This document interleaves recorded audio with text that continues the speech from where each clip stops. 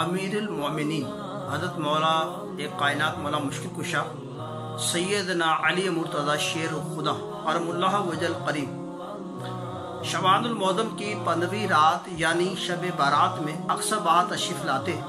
ایک بار اسی طرح شب بارات میں وہاں تشریف لائے اور آسمان کی طرف نظر اٹھا کر فرمایا.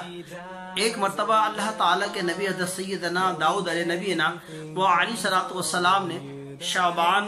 کی 15ویں رات آسمان کی طرف نگاہ اٹھائی اور فرمایا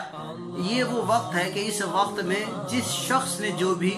اللہ عز و جل سے دعا مانگی اس کی دعا اللہ عز و جل نے قبول فرمائی،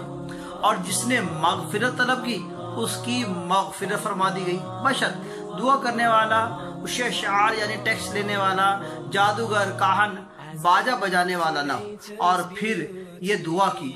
اے اللہ عز و جل، اے داؤد علیہ السلام داؤد علیہ نبینا علیہ السلام کے پروردگار، جو اس رات میں تجھ سے دعا کرے یا مغفرت طلب کرے تو اس کو بخش دے.